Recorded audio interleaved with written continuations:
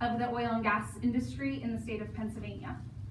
A panel here tonight, thank you guys for coming. A panel will feature special presentations from the Pennsylvania Department of Environmental Protection, the Marcellus Shale Coalition, and a local solicitor who played a pivotal role in the region's most reported municipal ordinance challenge, recent anyway. After the presentations are complete, our speakers will be available for questions. In order to submit a question for consideration, we hope that you'll please utilize the index cards that were passed out in the lobby entryway. We are going to be collecting those after the panel discussions are over. We'll then break for, we'll give everyone a short break before we come back to Q&A. We do ask that you hold your questions until the end of the presentation. As you may know, this event was originally intended to be a closed meeting for municipal officials and staff. We've naturally since been informed of a very broad community interest in participating in the event this evening, and we therefore do have a significantly larger audience than we originally thought we would. So thank you guys for coming. We encourage your participation, and again, we do ask that you participate by submitting your questions on the index cards that we provided. We are going to plan to wrap up around 7:30. If you happen to, as I mentioned, need a break at any time, feel free to get up and exit the room. But with that being said, we're going to go ahead and get started. Kicking off our panel is Lauren Anderson. He is the Director of Technical Affairs at the Marcellus Shale Coalition. And I'm going to tell you a little bit about Lauren before he gets started. Lauren Anderson is the Director of Technical Affairs at the Marcellus Shale Coalition, where he facilitates and manages technical initiatives undertaken by the coalition to benefit industry and public stakeholders. Mr. Anderson has over 10 years of experience working on behalf of the industry in brokering solutions to technical and regulatory issues with local, state, and federal government agencies. Prior to joining the MSC, Mr. Anderson spent 10 years in private engineering consulting, where he engineered solutions for commercial, institutional, and residential developments. His diverse background of site and civil, oil and gas engineering, and environmental and regulatory permitting has propelled him to be an active participant in the region's responsible development of natural gas. A lifelong Pittsburgh area resident, Mr. Anderson holds a Bachelor of Science degree in Civil and Environmental Engineering from the University of Dayton and a Master of Science degree in Engineering Management from Robert Morris University. He has been an active member of the Washington County Chamber of Commerce since 2008 and was recently appointed to the Cecil Township Planning Commission in 2019. So thank you, Lauren, for joining us, and I'm going to hand it over to you. Great, thanks so much, Kim, and I really appreciate, Kim, you and your team and the invite this evening to participate. And I really appreciate all of you being here this evening, and hopefully it's educational. I wanted to provide a little bit of background about myself in addition to what Kim just said before I get started. I am a civil engineer. I've got close to about 20 years of experience. The bulk of my experience is in major land development applications, commercial developments, residential developments, anything related to earth disturbance and protecting the environment for the uses and activities that we enjoy every day. And so finding a balance is very important to me in the work that I've done over the last 19 years. And so I've been at the coalition for 7 years.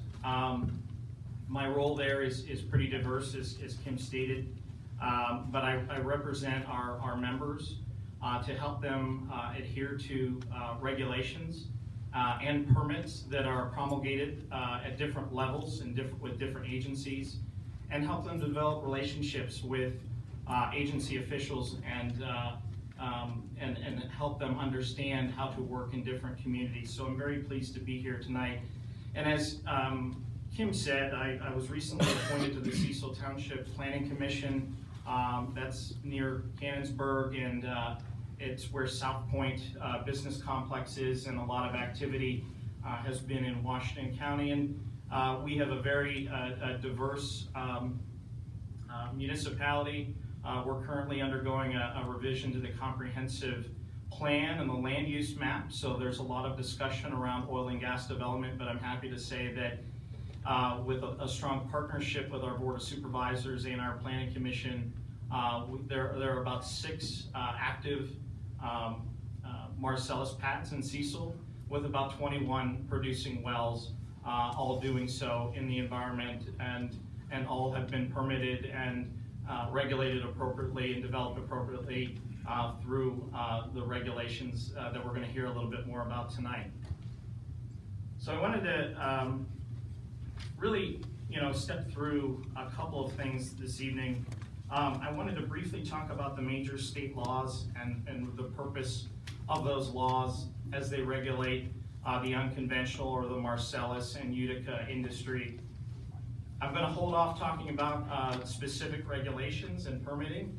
Mr. Scott Perry here to my left will go into depth there, but I'm going to talk about how we follow those regulations via design work and engineers doing design work to protect land, air, and water with the development of natural gas. And then I'm going to briefly touch on the state preemption. Bernie here to my right is going to go into a little bit of depth on that subject and what municipalities' roles are. And then I have within my slide deck some informational resources. So there are really 3 main laws that govern our industry, the unconventional industry.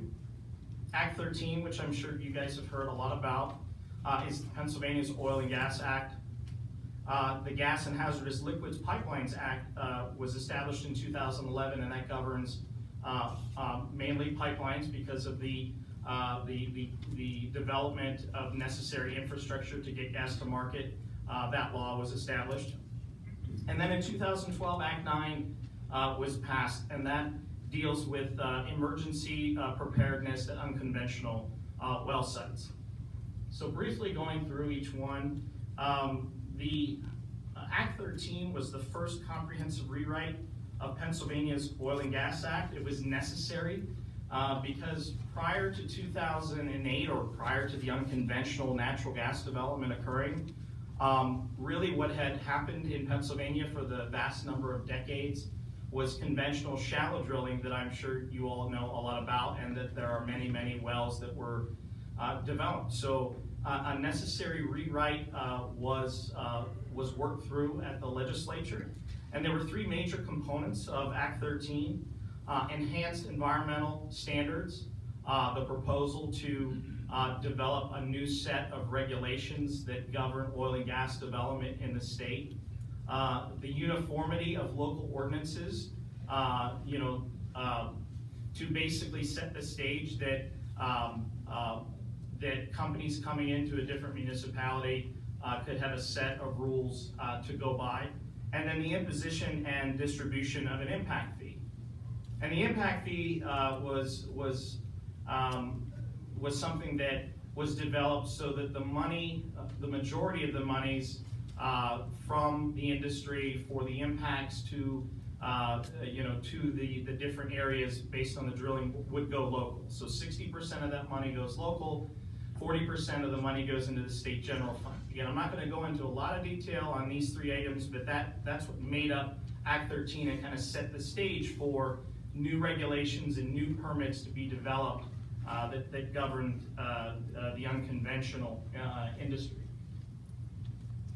The Gas and Hazardous Liquids Pipeline Act basically incorporated federal safety standards as Pennsylvania standards, and authorized the Pennsylvania Public Utility Commission to serve as an actual enforcement agent of federal standards.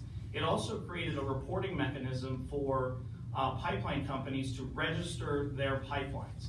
So you could have a one-stop shop kind of database as to who is building pipelines where, what kind, what class are they. So it's a nice area to go up for and learn a little bit about where the pipelines are and who is building what. And it helps the Public Utility Commission kind of keep track on what's going on where in cases of incidents or enforcement actions. And the Unconventional Well Emergency Response Act created the framework for the way that our industry coordinates with local emergency management officials, state emergency management officials, at the DEP and the county. Unconventional operators are required to put together an emergency response plan and have that available and submit that to a variety of different agencies and have that on site. In most cases, these emergency response plans are site-specific, so they're not a general one-size-fits-all, because we know that all of these sites are very, very different. But it laid the groundwork for the way that these sites were going to be managed in the case of an emergency. And so now I wanted to talk a little bit about the ways that the environment is protected. Scott obviously is going to go into a little bit more detail about the current regulations and the permits that we have. But there are very strong state, federal, and even in some cases local regulations on a variety of different activities that are necessary for oil and gas development. Site planning, which is like any site planning activity that you have, where you're walking the site, you're grading the site, and you're figuring out how you're going to lay it out. Erosion and sedimentation control is keeping that sediment laden runoff off the roads, out of the streams, and making sure you have a clean and tidy perimeter to your site. Stormwater is obvious with all the heavy rains that we've had, figuring out ways that you can control stormwater and keep it on your site and only release it at rates that were at the existing conditions before development.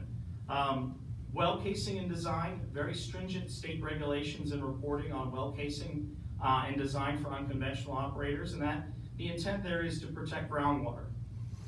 Roadway design, roads are very important. Obviously the infrastructure that operators use needs to be effective for the types of equipment that they're bringing onto sites. And so what we've seen is the industry and the operators are a natural partner with local and state roads, repairing those roads, bonding those roads, and making sure that during all stages of development that they're designed appropriately and that they're passable.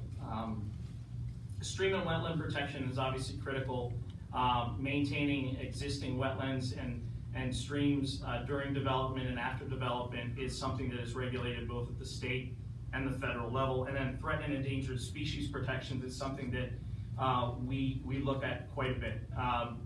There is a state database that we access frequently that really tells an applicant what they may encounter and what they may want to avoid.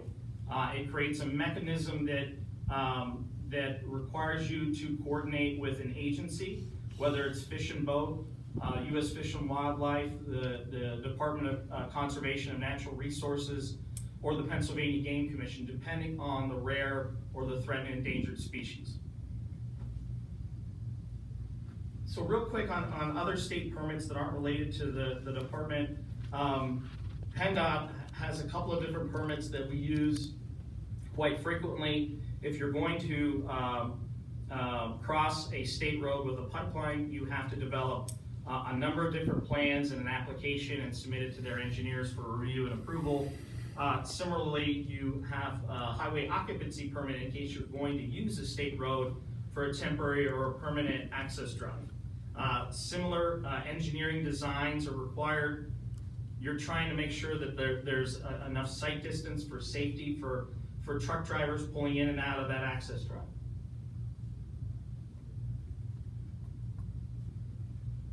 And then at the federal level, and I'll briefly touch on this,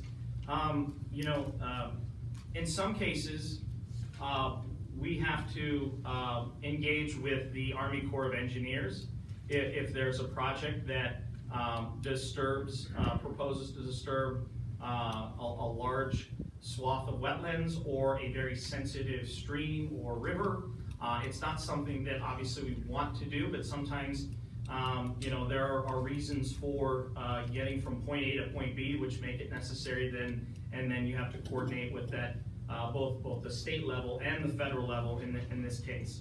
And lastly, U.S. Fish and Wildlife, and again I use it as an example, but you're required to look at a variety of different species that they have listed endangered, Indiana bats, rare mussels, other types of species that you have to be aware of that are out there that you may have to adjust your project to be able to avoid any potential impacts. But these are all things that engineering consultants, we work for the industry to make sure we do all of that due diligence up front prior to submitting information to the DEP or other regulatory agencies when it comes to submitting a permit application. So protecting our land area and water, I wanted to provide a couple of detailed examples on how we do that as engineering and technical professionals.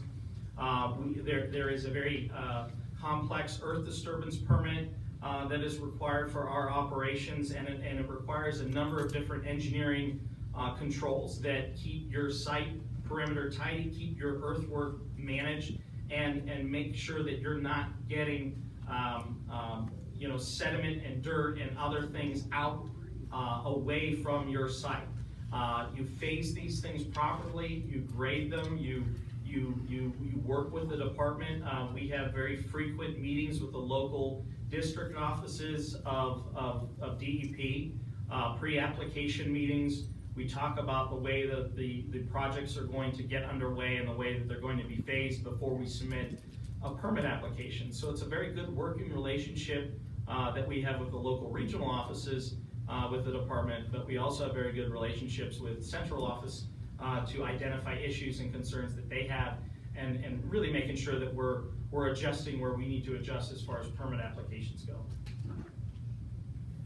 So again, a simple detail here on a rock entrance, and I know it seems really simple, but it's another engineered control that prevents dirt and sediment from getting off of a site, kicking that dirt off of the bottom of those truck tires, and making sure that you're not getting it out onto the public road. These are the types of controls that are part of protecting the land and protecting the environment when it comes to a construction site. Any construction site, really, not just an oil and gas site, but any land development activity. If somebody's building homes, building a mall, you're trying to keep a tidy perimeter during your construction.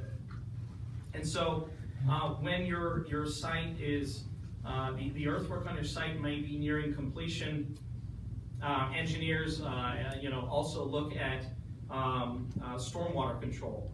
And what you're trying to do is develop a design and installation where you're only releasing stormwater at the rate that it was being released before you started construction. So that land cover is critical. So if you have a meadow or a forested condition, you're going to want to try to find a way that when you build that well pad, that it's going to mimic the same type of release so that you're not creating a stormwater runoff issue downstream, down gradient of your site, and creating an issue for a landowner that is not affiliated with your project. Again, similar to all other kinds of land development activities, but something that we're required to provide the department as a solution for managing stormwater runoff. And then at the end, this is a producing well site in Washington County, where I live, and what you'll see is, and I know this is a pretty far away distance picture, but it gives you perspective that we're trying to have a site that's in production that blends into the environment. Around the base of the well pad, you'll probably see some stormwater controls like I showed in the previous slide. But this is the end product, if you will, when you have those wells that are in production for many, many, many years. So briefly, talking about air is obviously a critical component. The department requires annual air emission inventory reporting. Essentially what this is all the equipment on your site, you have to calculate the potential to emit. So every control that you have out there, you have to develop a worst case scenario on what the potential might be for those all to emit at the same time, and submit that information to the department. Last year, the department finalized 2 new permits that were required for both well sites and pipeline and midstream operations. And these permits lowered the thresholds for emissions that you had to capture to be in compliance with those permits. And so one of the misconceptions is that our sites have issues with methane emissions. Methane is natural gas. Methane is what these companies sell. So it's like if they have methane being emitted into the sky, they're losing money. That's like money going off into the sky. So they have a vested interest in capturing all of these emissions and understanding where they might have leaks. And so one of the things that the department did as far as the new permits is they've now required quarterly infrared FLIR cameras, a brand sample analysis and reporting of your site so that you can understand where you might have a leak issue. A couple of visuals, hopefully you can see them. The one on the left is obviously more egregious than the one on the right. The one on the right shows you that these emissions are not visible to the naked eye, which is why you've got to have this very technically complex camera that is used. And as you can see in the photo on the right, you do have a small leak there that you have to take care of, and that is required to then be fixed. So water, there are some setbacks associated with Act 13 with respect to how far you have to be away from certain items related to where you drill the well. You're responsible to notify landowners and municipalities and public drinking water suppliers, of where you're going to drill a well. And the other thing that operators are responsible for doing is to going out and within a certain radius, a 2,500-foot radius, sampling, doing pre-drill sampling to understand the levels of parameters within private water wells and other sources. And they do that to protect themselves because within the law right now is a rebuttable presumption. So that if they don't go out and take that sample, a pre-drill sample, and a landowner potentially complains about a water issue, then they're on the hook, no matter what. So it's these operators have a vested interest in sampling, doing pre-drill samples to make sure they understand the parameters and what the water looks like before they go in and drill. And the DEP has a very thorough, has developed a very thorough drinking water restoration standard should there be a legitimate water supply complaint. Looking at this graphic, and this may be a little bit tough to see, but the graphic on the right shows the level of casing that's required, casing and cement that's required for an unconventional well, roughly 5 layers of steel and concrete, going well past the groundwater table. The deepest source of groundwater is in the neighborhood of 200 to 250 feet, and operators are required to case, in some cases, down below 1,500 feet. So we're talking about very, very deep casing requirements that the department has. And then the last thing I'll mention, both the department via their completion report requirement or the hydraulic fracturing report requirement and what Frac Focus requires is an uploading of information relating to each specific well and what that well was hydraulically fractured with, the water and the mixture of salt and that was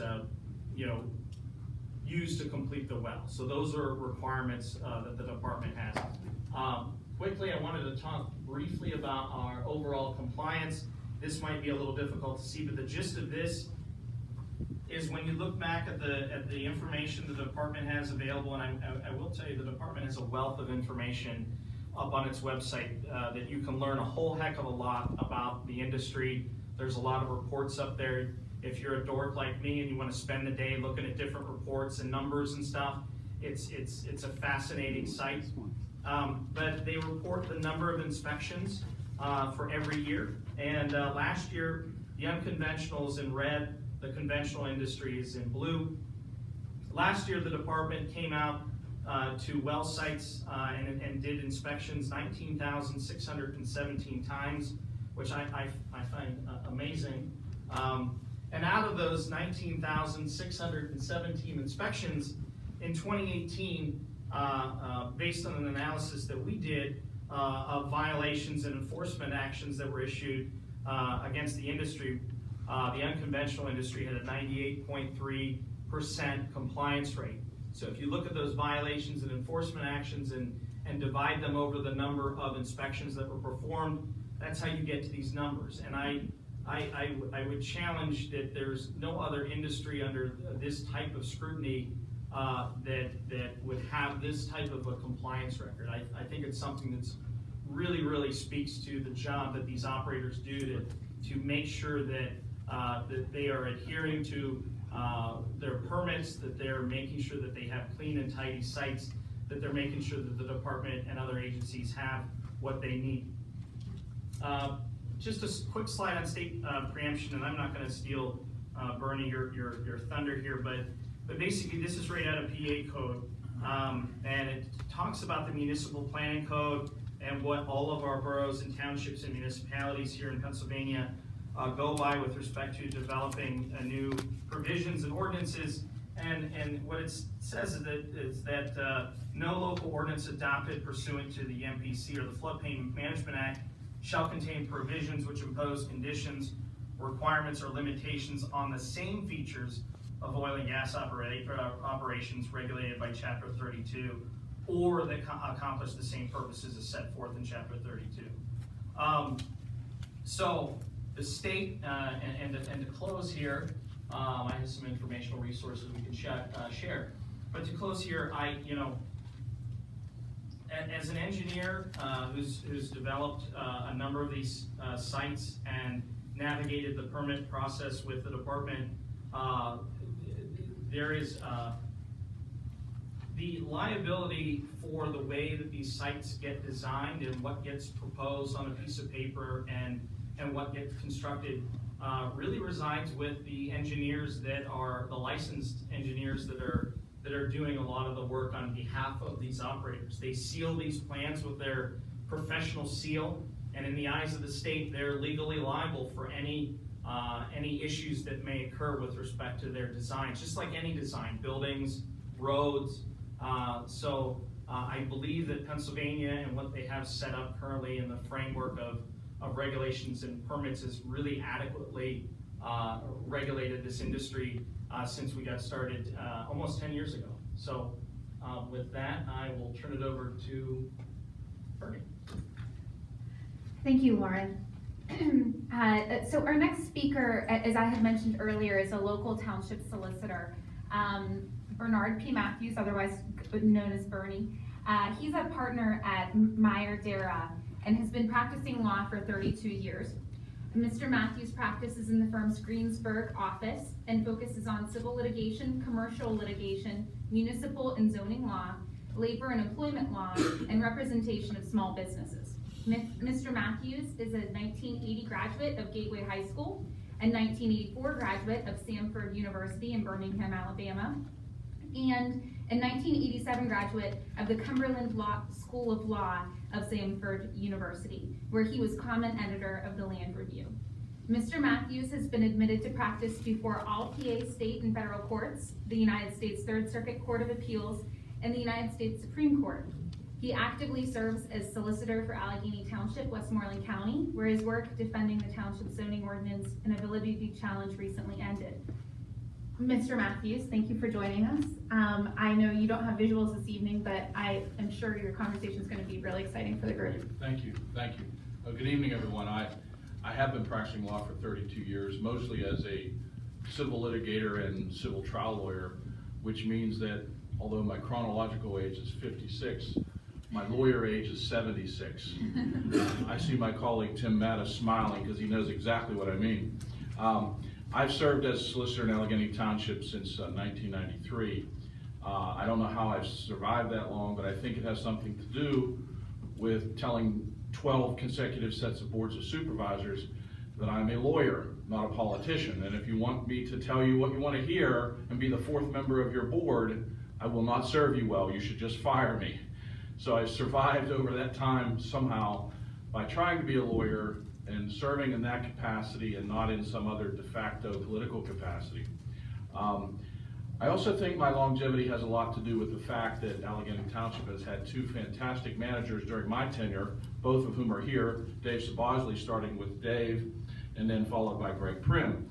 Greg was intimately involved in this initial process of Allegheny Township adopting an amendment to its zoning ordinance to address oil and gas development that resulted in the case that I'm going to talk about. And Greg did an excellent job with working through a lot of these issues in the community. I was asked to talk to you tonight about the Frederick case, which certainly has earned a statewide attention, and as of a few weeks ago, when the Pennsylvania Supreme Court refused to hear further appeal, has now become a fairly significant statewide precedent. Just to summarize the Pennsylvania Commonwealth Court's decision in Frederick, the Commonwealth Court being the intermediate appellate court, the Commonwealth Court rejected a validity challenge, or a challenge to the validity and constitutionality of Allegheny Township's zoning ordinance amendment that was adopted in 2010. And that amendment permitted oil and gas development in every zoning district, subject to compliance with state environmental regulations and compliance with a litany of non-environmental regulations set forth in the ordinance. It was the allowance of oil and gas development in all zoning districts that the objectors in the Frederick case alleged to be a violation of the Environmental Rights Amendment in the Pennsylvania Constitution, which is found in Article 1, Section 27. Many believe that the Pennsylvania Supreme Court would hear the Frederick appeal from the Commonwealth Court decision based on the Pennsylvania Supreme Court's plurality holding in the Robinson Township case, which was earlier decided a few years ago. However, the Supreme Court refused to hear the Frederick appeal by order entered just recently, May 14th. So I was asked to talk a little bit about the Frederick case and how the decision of the Commonwealth Court might have some impact going forward. As many of you know, Allegheny Township is a second-class township. It's primarily a rural community in Westmoreland County. In 2010, the township decided to amend its ordinance and created an oil and gas amendment. Prior to adopting that amendment, there were a number of public hearings where that specific subject was addressed. In some communities in this area, the communities have decided to create overlay districts. You know, in Murraysville, they have an overlay district. In Penn Township, they have an overlay district. And it was done as a result of an intensive study of those communities as far as what would be the best areas to allow oil and gas. In Allegheny Township, after those public hearings, because Allegheny Township has large tracts of land that a lot of the township is zoned or rural agricultural R2, the township decided that the appropriate regulation would be to allow drilling in every district, subject to compliance with the rather comprehensive state environmental regulations that you just heard Lauren discuss. And the reality is that, you know, many township residents who own large tracts in the R2 district were actually able to preserve their farms and preserve their agricultural rural character by virtue of these oil and gas leases. And it was the township's view, I think through the public hearings, that if there were property owners who have large farms who were able to preserve those farms and their agricultural character through oil and gas leases, and also comply with the litany of regulations imposed by the state, that they should be permitted to do so. So in Allegheny Township, the decision of that community is that that particular regulatory scheme made sense. The board also knew, as you just saw Lauren point out, that there were some practical implications from the state regulations that would not allow drilling everywhere. In fact, we knew that the 500-foot buffer requirement, you also saw a 300-foot requirement, a 1,000-foot requirement, buffer requirement, that those buffers alone would eliminate from oil and gas development more than 50% of the township's land mass.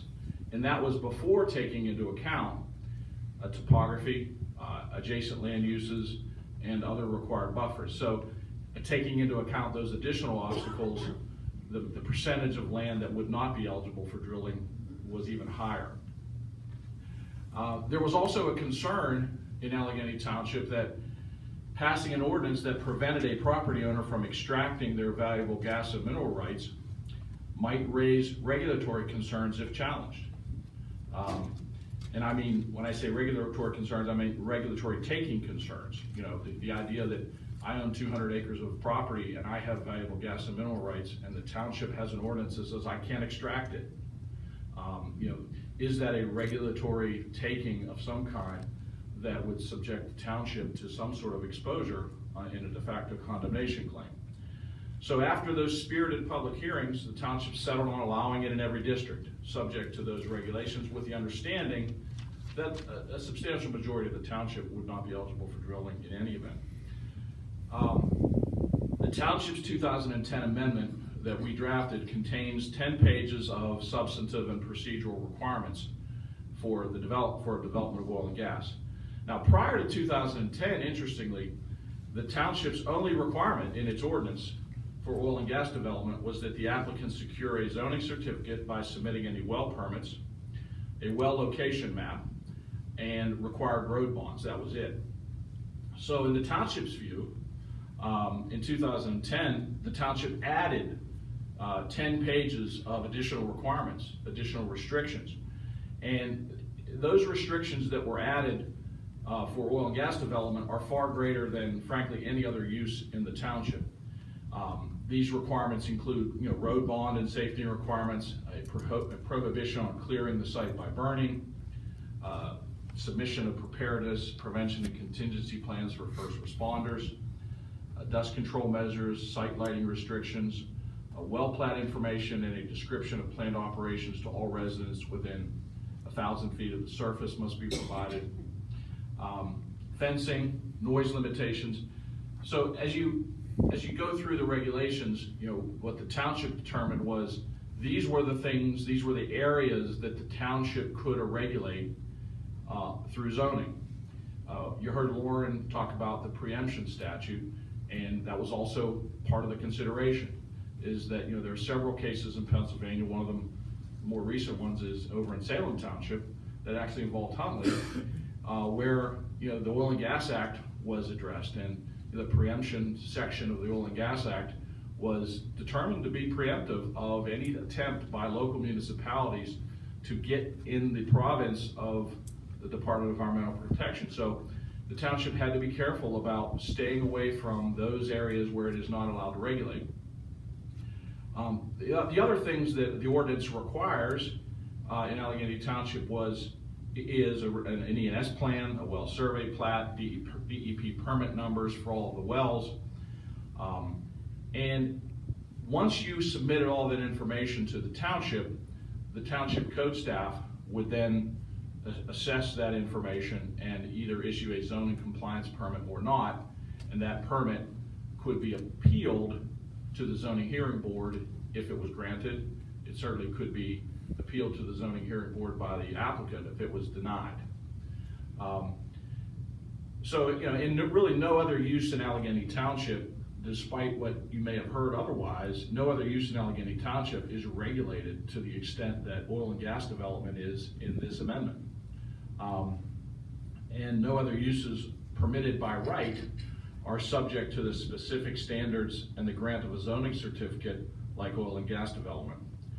In this way, I think oil and gas development in Allegheny Township is more accurately described as a use permitted upon meeting specific standards and criteria, rather than just as a classic use permitted by right. For example, like the building of a house in our R1 district would be a use by right. Well, a use by right in every zoning district in Allegheny Township for oil and gas development is not that simple, as I just described.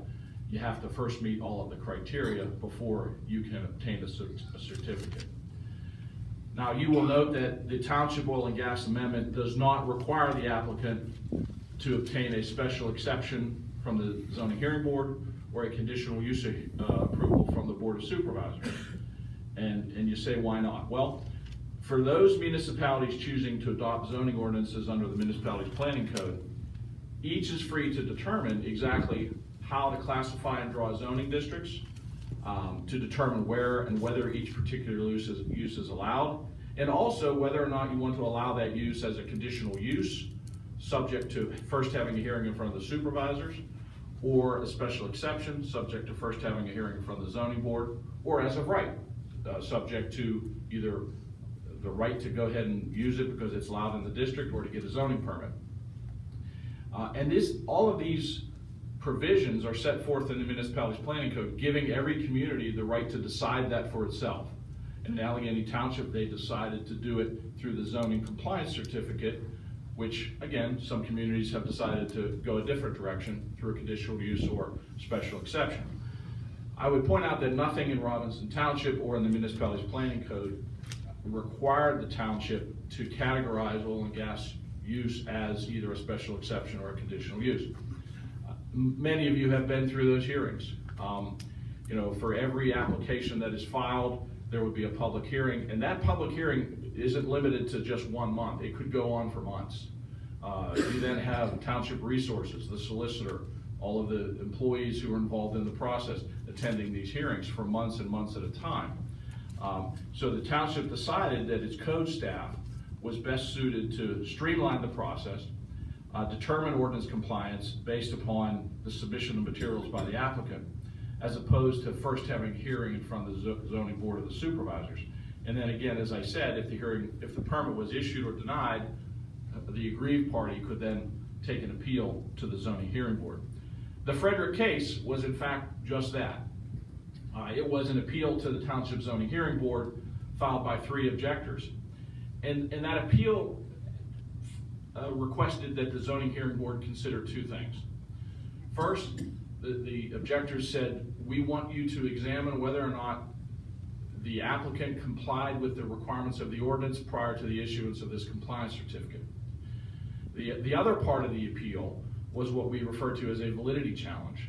And that validity challenge challenged the validity of, or the constitutionality of Allegheny Township's ordinance, arguing that the ordinance was invalid for a number of reasons, but the primary argument was the interpretation of the 3-justice plurality opinion in the Robinson Township case.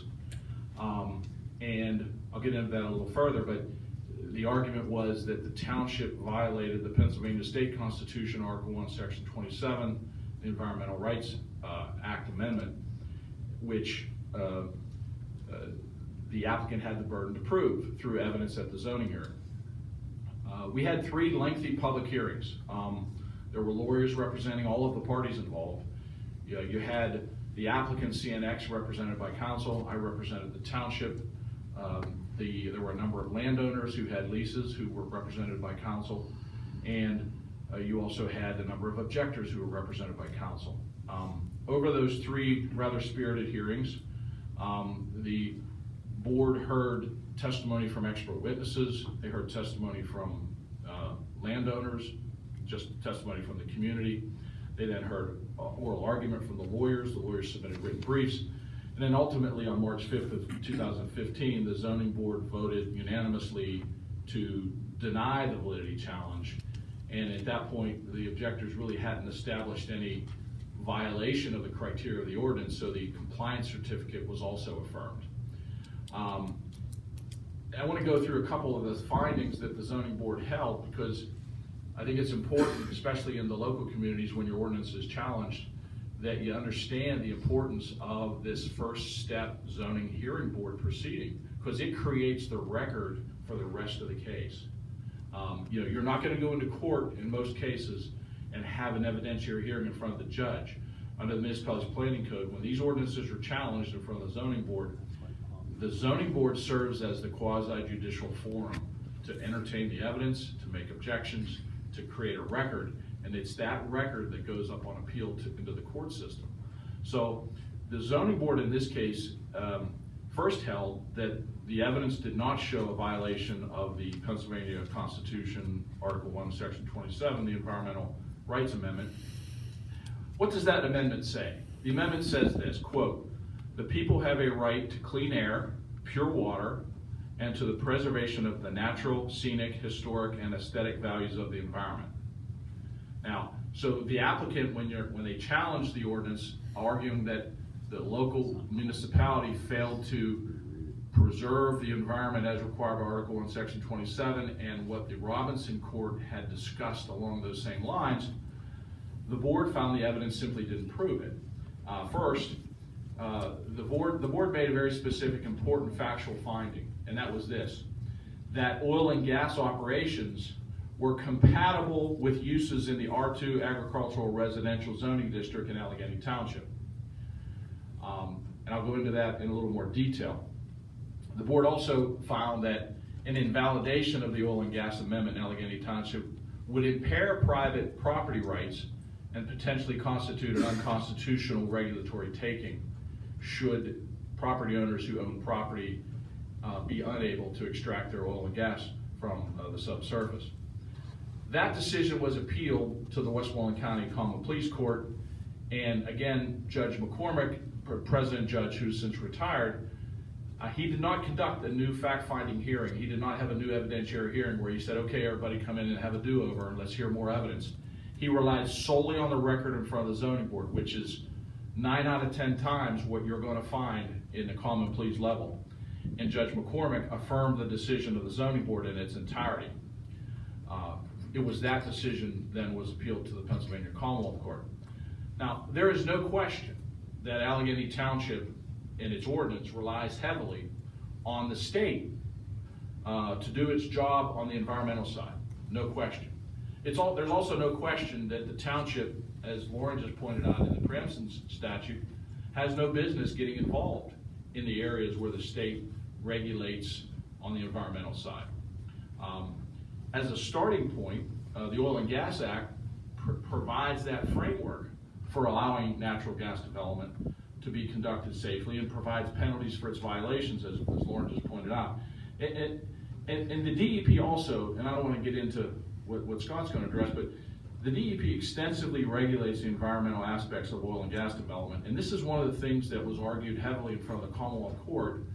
And by the way, we had 2 separate arguments in front of the Commonwealth Court on this appeal, and this appeal sort of was pending for almost 2 years once Judge McCormick made his decision. We had the first initial oral argument, and then we heard nothing for about a year. And then the Commonwealth Court called us back in for another round of arguments in front of the entire court. So our first argument was in front of 3 judges, then we went back in front of the entire panel, because an intervening decision had been issued by the Pennsylvania Supreme Court in the PEDF case, and the Commonwealth Court wanted us, the lawyers, to say, well, how does this PEF decision by the Pennsylvania Supreme Court impact our decision here in the Frederick case? So we had that second round of arguments. There were a number of amicus briefs that were filed. We had a number of environmental organizations as well as the Chamber of Commerce come in and submit briefs on their own. And so we argued the second round in front of the entire panel of the Commonwealth Court. And then we had the decision in Frederick, which upheld the validity of the ordinance on a 5-2 decision. But one of the arguments that was pressed in the Frederick case before the Commonwealth Court was, look, there are a number of environmental state laws that address almost all of the subjects about which the objectors were concerned. These state laws include permits required by the Clean Streams Law, well permits under Act 13, water withdrawal permits under the Dam Safety Encroachment Act, the Solid Waste Management Regulation compliance. Act 13, of course, has a comprehensive set of regulations for environmental protection. The E&S control plans protecting surface water, neighboring properties. Those were all things that had to be addressed whether the township regulated oil and gas at all. We had earth disturbance permits that had to be met. We had a well permitting process that protects the Commonwealth waters, provides notice to surrounding property owners. So throughout the site construction, the drilling, completion, and production phases, all of these state laws had to be complied with whether the township addressed them or not. And then, of course, with regard to all these separate permits that are issued through the state process, appeals could be taken to the Environmental Hearing Board by anyone who claimed the permit shouldn't have been issued. It's also interesting to note that even off-site, there are other regulations and state laws that are implicated. You have, if you move off the well pad onto onto nearby roads, you have PennDOT regulations that have to be met. Even the township has regulations for road bonding that has to be met. So the authority conferred upon the township by the Pennsylvania Vehicle Code, the PennDOT regulations, those are all things that, again, we pressed with the court. These are things that have nothing to do with zoning. These have to be complied with whether we've regulated it or not. One of the principal arguments made by the objectors in Frederick before the zoning board and in front of Commonwealth Court is that oil and gas development is simply not conducive to other uses in non-industrial districts because oil and gas development is an industrial use. And that was one of the arguments that is relied on in the Robinson case, that this is an industrial use, so it should not be allowed in any zoning district other than the industrial district. That was argued and testified to heavily at the zoning hearing board level in Frederick. And after 3 nights of testimony by witnesses in Frederick, the zoning board rejected that argument. And what did the zoning board rely on to reject that argument? One of the witnesses that testified in Frederick was a professor at Penn State University, Ross Pfeiffer. And Mr. Pfeiffer has studied extensively the coexistence of oil and gas and agricultural uses in the history of the Commonwealth of Pennsylvania. And he offered a lot of testimony, and some of his opinions were, number one, there's a long history of oil and gas safely coexisting within rural communities of the township and other communities in Allegheny, Westmoreland County.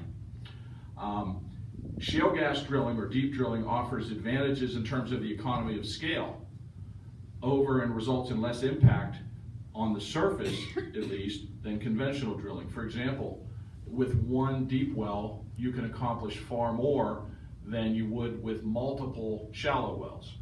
So the impacts, in his view, on the surface at least, were less intrusive than if you were to drill a number of shallow wells. There were other municipalities and their ordinances were offered into evidence, and Mr. Pfeiffer opined on those ordinances and how they were also consistent with what Allegheny Township had done.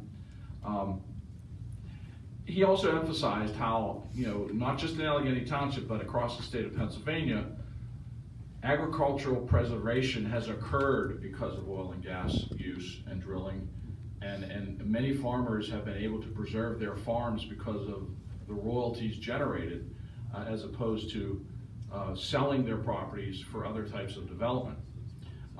It was interesting, Mr. Pfeiffer pointed out that there are other laws that are designed to specifically protect agricultural land. You may be familiar with these. You have the Farmland and Forest Land Assessment Act, also known as the Clean and Green Law. You have the Agricultural Area Security Law. Within those statutes, there are provisions that encourage oil and gas development on agricultural lands. That testimony was presented to the zoning board. In Allegheny Township, the testimony was that oil and gas rights associated with approximately 12,000 of the total 20,000 acres comprising the township are leased to oil and gas operators, and which means that more than 60% of the township's land mass was under lease. In the R2 district, which is a rural agricultural district in Allegheny Township, an even higher percentage, approximately 75% of the township, is under lease. So you have that evidence as to a number of property owners who decided that for their use in their property, oil and gas leasing was appropriate. And that was the evidence presented to the zoning board. At the same time, it was shown that there are already approximately 240 conventional wells in Allegheny Township before the first deep well was ever drilled. And a large number of those conventional wells are in the R2 district. So even with the 240 wells in the township has still maintained its agricultural rural character, primarily with single-family homes and farms.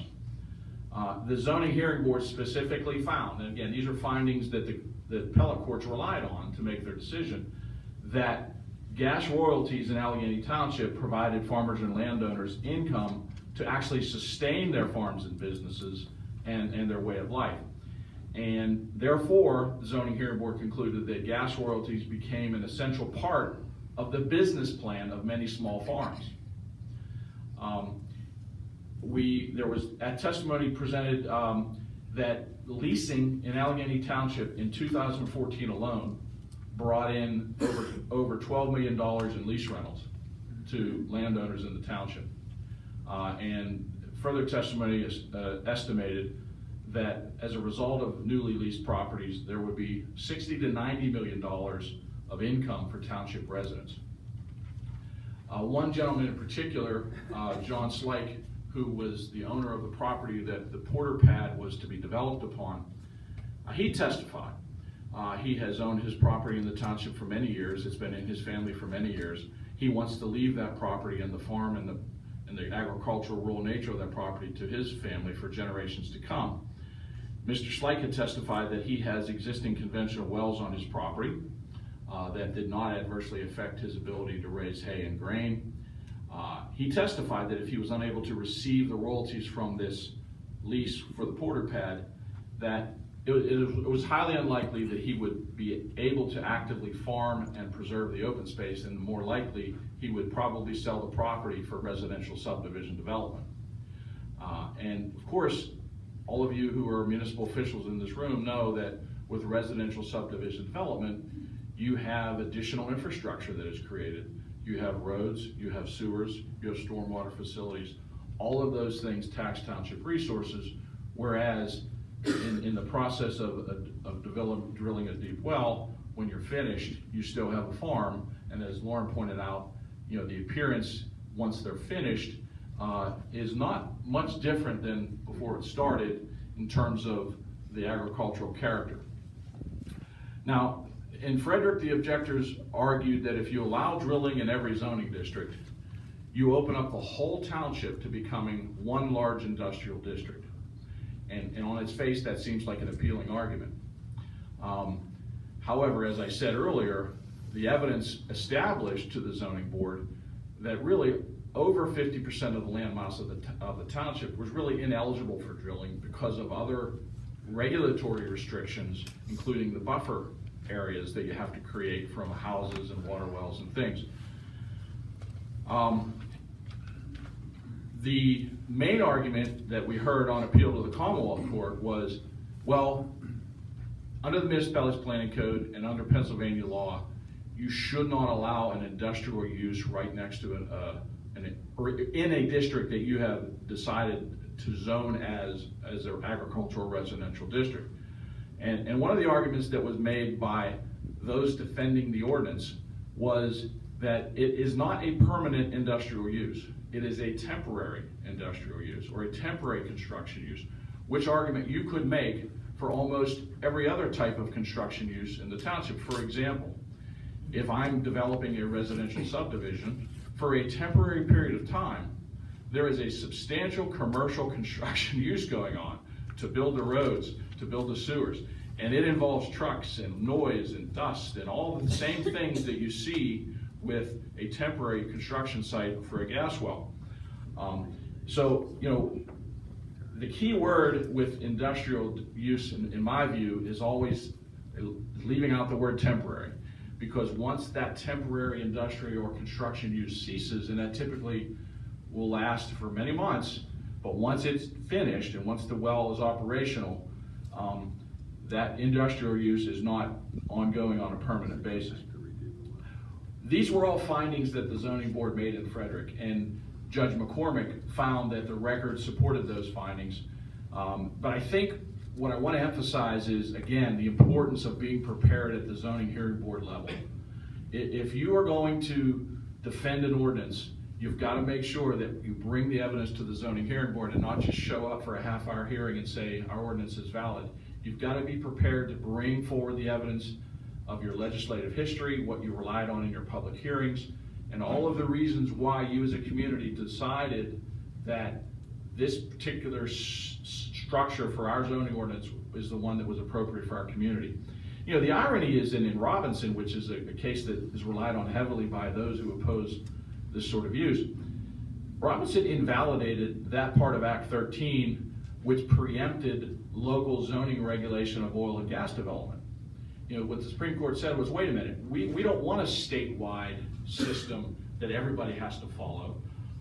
We think that the Constitution requires that each municipality should decide for itself what's the appropriate level of regulation. You know, what's appropriate for Allegheny Township is not what's appropriate for the city of Pittsburgh. So each community should decide what's appropriate for that community in terms of allowing the use. So the irony of Robinson is, you know, although it's relied upon to argue that, you know, the local municipality has some stewardship requirement to protect the environment, Robinson 1 actually said, wait a minute, it's up to the communities and the local communities to make the decision on what's appropriate zoning regulation for oil and gas development. So in the end, the Robinson Court gave that power back to the municipalities, and I think that was probably the right decision on a statewide basis, so that each community could decide for itself. The other thing I want to emphasize, you know, Scott's going to talk about the DEP regulation. What zoning does is decide where the use may occur. What the state's responsibility is to decide is how the use may occur when it affects, it has some environmental impact. And I think ultimately, you know, the Commonwealth Court learned to appreciate that argument a little better once they had 2 rounds of arguments in the Frederick case. The other thing I want to emphasize is the Pennsylvania Constitution, at Article 1, Section 27, was adopted in 1971. That's an Environmental Rights Amendment. Prior to that date, in 1971, there were a number of environmental laws already on the books. You had the Clean Streams laws passed in 1937. You had the Surface Mining Conservation Act in 1945, the Air Pollution Control Act in 1959, the Bituminous Mine Subsidence and Land Conservation Act 1966. So by the time we hit 1971 and they passed this Environmental Rights Amendment, the legislature is seeing these laws passed under the general police powers of the Commonwealth, and they decide we need to have this added to the Pennsylvania Constitution. The list of post-Section 27 legislation represents an explosion in environmental protection in Pennsylvania after 1971. I mean, you can go down the list to see the laws that were passed in response to the Environmental Rights Amendment. 1978, the Floodplain Management Act. 1978, the Stormwater Management Act. 1980, the Solid Waste Management Act. 1984, the Safe Drinking Water Act. It goes on and on. The Oil and Gas Act was adopted in 1984, the original version of it. So all of these environmental laws were passed in response to that 1971 amendment to the Pennsylvania Constitution. And this is the legislation that this legislation is obviously the means by which the Commonwealth accomplishes the Section 27's protections. Allegheny Township's ordinance simply lets the state do its job in those areas and regulates the areas as to where that is, you know, subject to regulation by the township. The last thing I want to point out is, you know,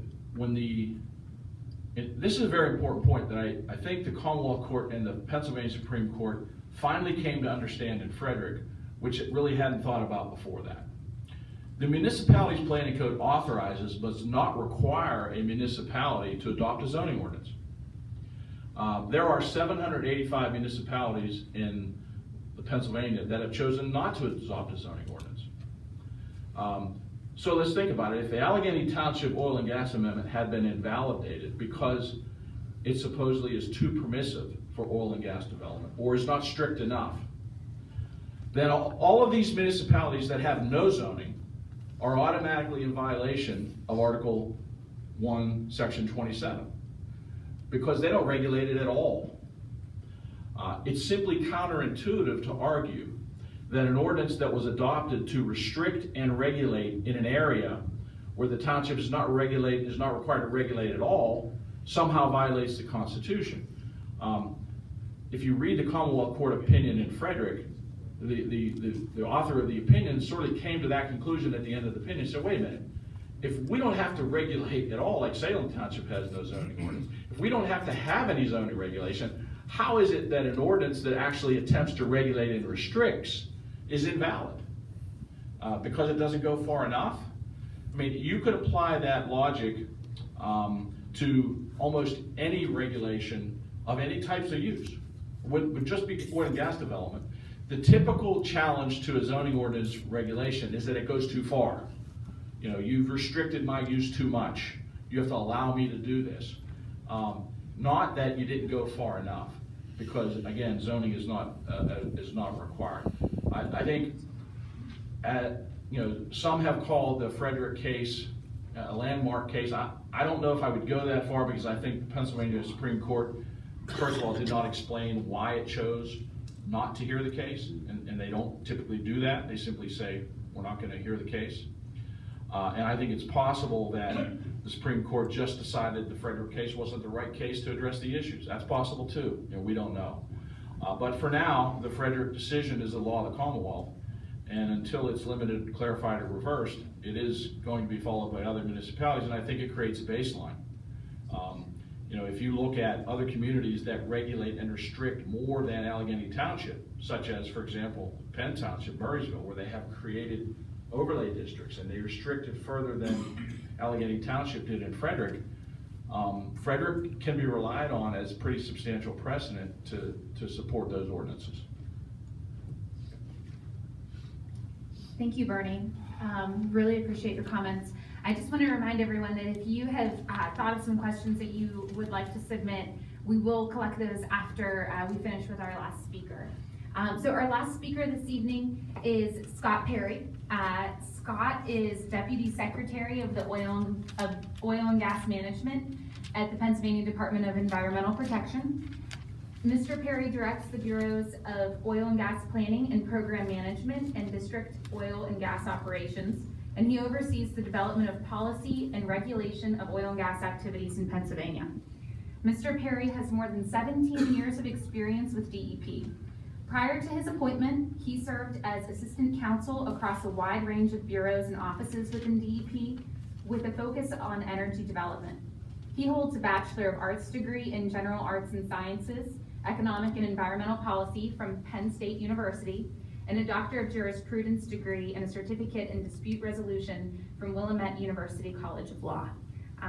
Scott, thank you for joining us. We're all really excited to hear your comments, and please go ahead and dive in. Sure, no, it's my pleasure to be here. I always appreciate the opportunity to talk to folks about the role of Office of Oil and Gas Management and the Department of Environmental Protection and overseeing shale gas development in Pennsylvania. So I am a career DEP employee. As you heard, I'm a lawyer. I went to law school to do environmental protection work, and I've been very, very fortunate to work alongside the men and women in DEP my entire career. And the reason I chose to do that is because of the mission of the agency. You know, my colleagues and I, our primary care and concern is for the health and safety of Pennsylvania citizens and for the protection of our environment. It's not, frankly, for the profitability of the oil and gas industry. But I wanted, you know, a lot of folks know that Pennsylvania has a long, long history of oil and gas development. And I wanted to show you this picture because it kind of reflects the values of the day. You know, back in the 1800s, the highest and best land use in Pennsylvania was farming and logging.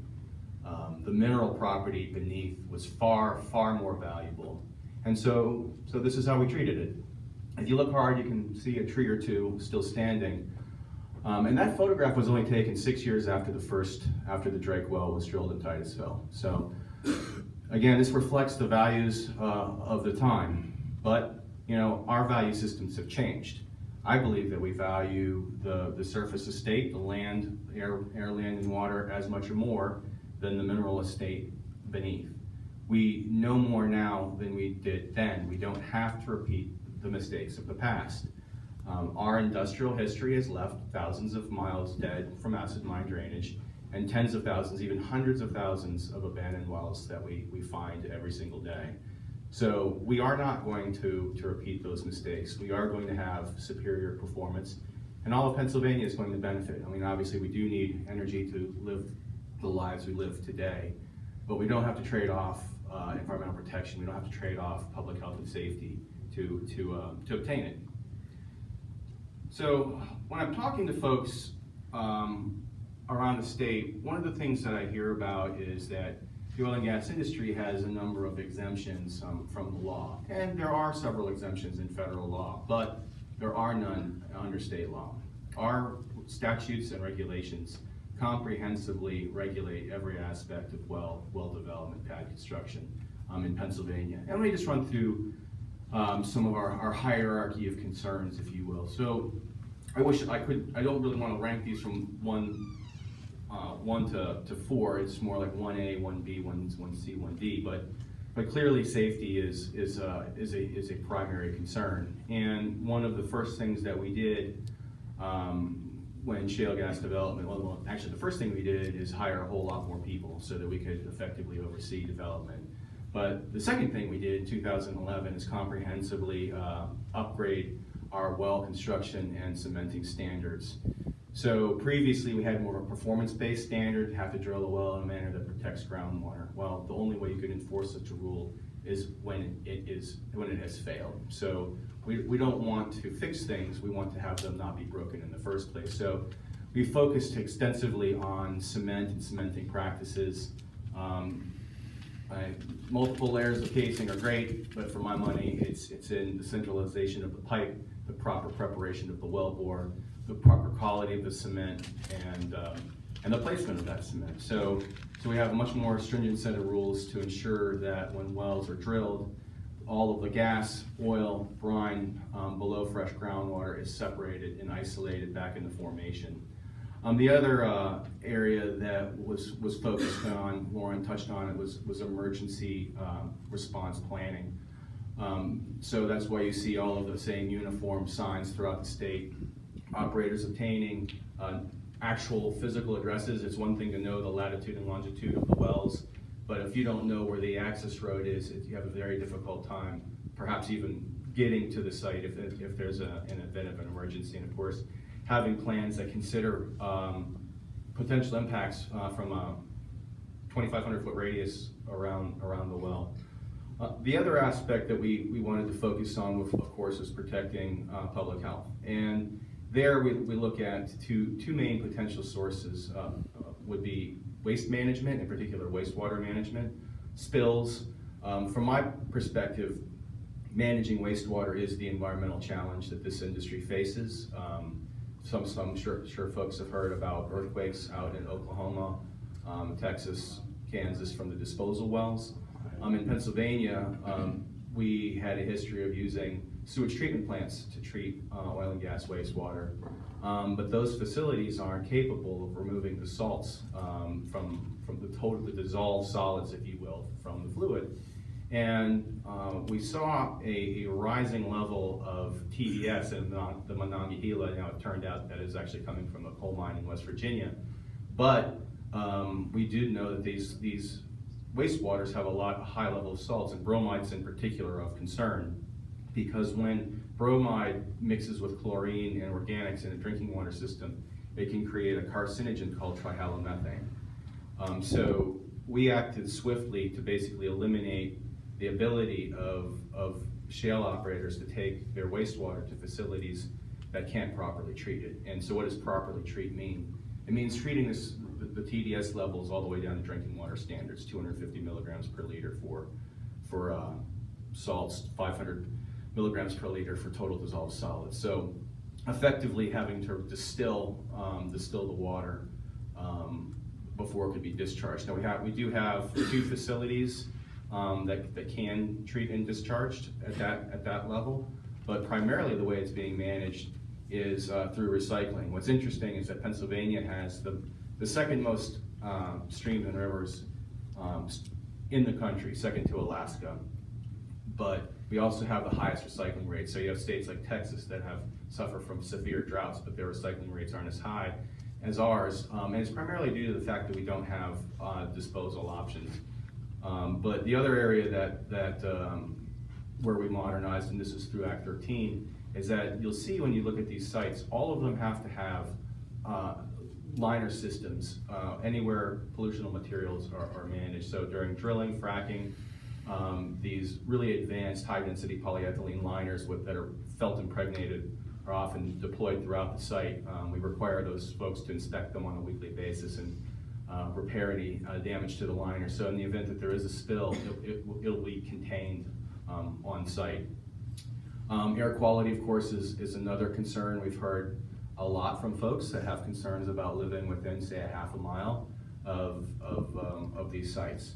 Now, my personal feeling is that if you have to restrict an activity like a half a mile from residential areas because it's got these environmental problems, we're not doing our job right at all. We should be attacking the source of those pollutants, not simply keeping people away. So we've done a number of studies that show that air quality, air emissions from these sites do not pose a risk to public health and safety. And then, as Lauren has mentioned, we've developed new permits and regulatory requirements for very robust leak detection and repair programs. Oops, sorry. The next area that we have concerns about is pure environmental impacts. So this would be erosion and sediment control, as well as post-construction stormwater management. Everyone spent a fair amount of time talking about that, but Pennsylvania has one of the most robust erosion and sediment control programs in the country. Sediment is the #1 source of impairment to Pennsylvania streams and rivers. And as I mentioned, we have the 2nd most stream miles in the country. So we take it pretty seriously. And our goal is to ensure that pre-construction conditions mimic post-construction conditions mimic pre-construction conditions. And that's for all construction activities, so that we don't have a cumulative impact on water quality in Pennsylvania as a result of construction. And studies, if you want to look, studies done by our sister agency, the Department of Conservation and Natural Resources, as well as the Susquehanna River Basin Commission, have shown that despite the fact that the only real construction activity occurring on state forest land in Bradford, Susquehanna, Tioga counties is oil and gas, and yet there's been no change to water quality in state forest streams and rivers, as well as the Susquehanna River Basin. Another area that we were looking at was excessive water withdrawals. Now, this industry happens to use less water than like golf courses and ski slopes, but they also tend to operate near headwater streams. You know, they're not like a nuclear power plant that's pulling water out of the Susquehanna River. They could be pulling water from smaller streams and in a concentrated period of time. So we wanted to make sure that those water withdrawals were not going to, water quality and water quantity are linked. And so we have a comprehensive set of rules that apply here in the Ohio River Basin, because you don't have a similar water body, governing body like the Susquehanna River Basin Commission here. So we act in that stead, and we regulate it to the same degree. So we're evaluating streams under low flow conditions. We're looking upstream at who's withdrawing water upstream, who's discharging water upstream and downstream, because again, sometimes our permits rely on the assimilative capacity of the streams to accept a discharge, say, from a sewage treatment plant. And we need to make sure that there's enough water in the stream so that we don't create pollution from excessive water withdrawal. And then the last area that we focus in on is on basically records management. And candidly, we were not doing a very good job of this in the beginning. We were managing a lot of paper, and it was difficult to track, and it was difficult to be transparent with. So a lot of our program relies on self-reporting, and if those reports are not readily available to the public, it creates a lot of mistrust, undermines the credibility of the work we do, and undermines the trust the community has in the oil and gas industry. So I'll talk a little bit more about this later, but we've done a tremendous job to make sure that all of our records are much more readily available to you. So environmental protection starts with permitting, and some of the basic permits that this industry is required to get is one, the well permit. And the well permit its primary focus is on location and notification. So Bernie and Lauren have talked about the setback requirements from water supplies and buildings. They're the Robinson Township Court actually struck down the setback from streams and wetlands. Thank you very much. But we actually reinstituted the same review when we modernized our surface activity regulations in 2016 to keep well sites back from those resources. So if the well is properly located and notification is made to the surface landowner, owners of water supplies within 1,000 feet, and the municipality where the well is located, and the adjoining municipalities, and any coal owner or operator, and the driller has an appropriate bond and is not in violation of any orders of the department, then they have our rules give them the right to have a well permit. What we don't do is basically conduct a complete, I'll call it, analysis, if you will, of the entire operation at the time of permitting. Our rules and regulations and policies have already done that. We've already contemplated all of the risks that are associated with drilling and established rules to manage that. So permitting is done rather efficiently. The law, in fact, requires us to make a decision on the application within 45 days. The second permit this industry is required to get is our erosion and sediment control permit. And I actually think Pennsylvania is the only state in the country that requires such a permit. There is an exemption under the Federal Clean Water Act for oil and gas construction activities from the NIPDES permit, it is called. But if you disturb 5 or more acres of earth in Pennsylvania, which all of these well sites do, you have to get this erosion and sediment control permit. And in addition to just controlling erosion issues, and the latest revision, we are requiring geotechnical analyses. You guys might not know this, maybe you do, maybe you don't, but this southwestern Pennsylvania has some of the most landslide prone soils in the country. So we want to make sure that these pads, that hazard is evaluated. There's a lot of coal that outcrops. We don't want to be digging up this rock and creating acid discharges, so to speak. So we require the pipeline companies and the drillers to look for these kinds of hazards as part of the application process. We also require permits if they're going to encroach upon a wetland or stream. This is authorized under our Dam Safety and Encroachments Act, requiring avoidance and mitigation measures, which could include new wetland construction. And then the last area that we have permitting for pertains to waste management. So there are a number of recycling facilities that have been constructed, and they all require a waste management permit authorized under the Solid Waste Management Act that would require setbacks from property boundaries, as well as full cost bond, as well as an analysis of the functionality of the system containment so that there isn't any potential for pollution.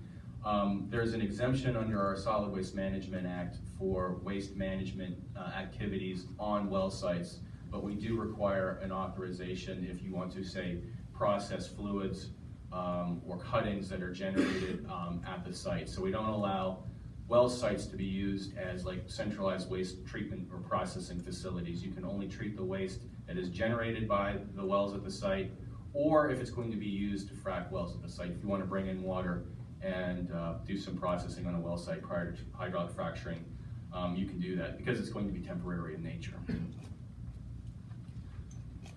So all those rules and permits are great, but they don't mean anything if you don't have a robust inspection program, and we do. We inspect every single facility we permit. We inspect wells multiple times during pad construction, drilling, fracking, and site restoration. Our goal, so if a pad is newly built and the first well is being drilled, our goal is to be there 6 times, in the beginning, in the middle, and the end. We have 2 different types of inspectors. We have water quality specialists, and those folks typically have some kind of biology, environmental protection background. And their job is to look at the erosion and sediment control measures, the post-construction stormwater features, the containment systems that are used on the site, whether there are any spills. And then they will also be there to detect if there's any kind of leaks once the wells are in production.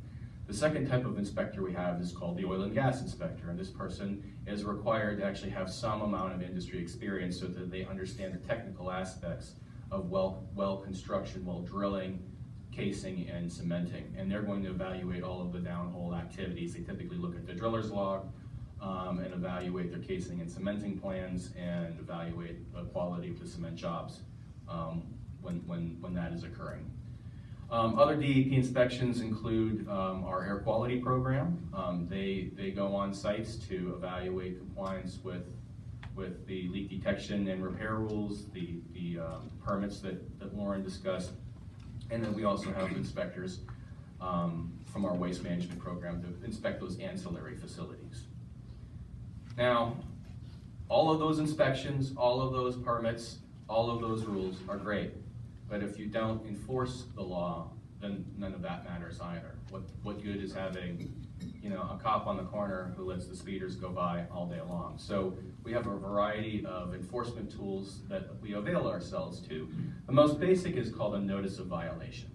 It is not an appealable action of the department. It is almost a warning, if you will, that we have noticed that the current activity is not comporting with our rules, and that is typically the first action we take. However, if we see that something egregious is occurring, that the environment is being harmed, and if the operator is not immediately attending to the situation, we can issue orders, both administrative orders or field orders. So our inspectors have the authority that basically to issue an order immediately in the field, cease this activity, and immediately begin remediating the problems that you find. And we're not hesitant to do that.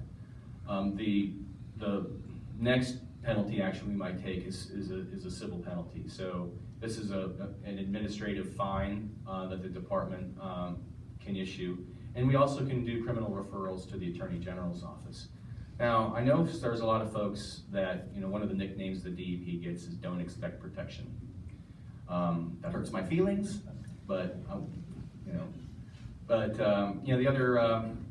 other month we declared one of the largest pipeline companies in the country, maybe the world, Energy Transfer, to lack the requisite intent to comply with our laws. This is the company that built the Revolution line that exploded, as well as the Mariner East 2 line.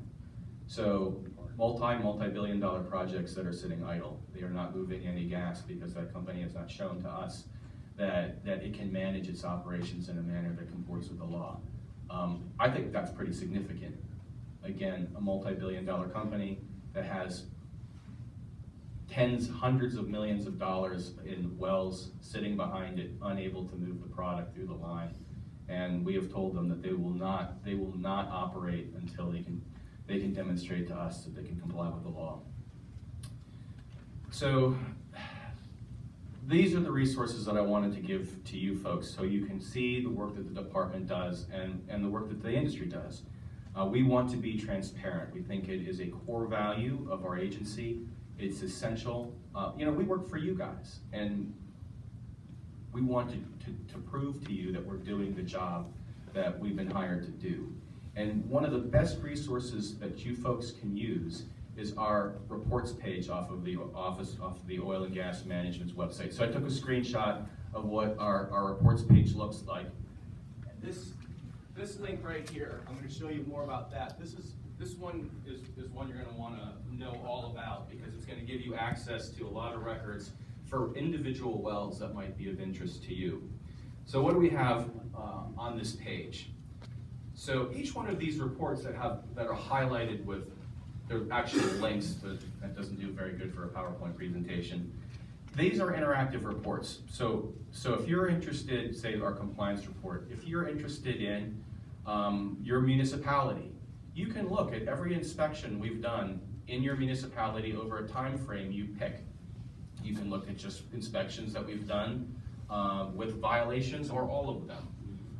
If you're interested in how much gas is, you can look at it by operator too, if you want. So there's a number of ways you can search and sort the information you're interested in we want to make it readily available to you. One of the cool things that we've done recently while I'm thinking about it, we gave all of our all of our inspectors tablet computers, so that when they go in the field, these tablets are connected real time to our data management system. We call it EFAX. So as they complete their inspections and they hit upload, they become immediately available on the website. And sometimes we take pictures of the violations we see. They're on the website. Everything that we're doing, you can see in real time. Now let's get to that mapping tool. So I mentioned that interactive map off of our reports page. So that's what it's going to look like when you pull it up. And on the left-hand side, you have a variety of options for searching, sorting, selecting the wells that you want to look at. And even down below, unfortunately,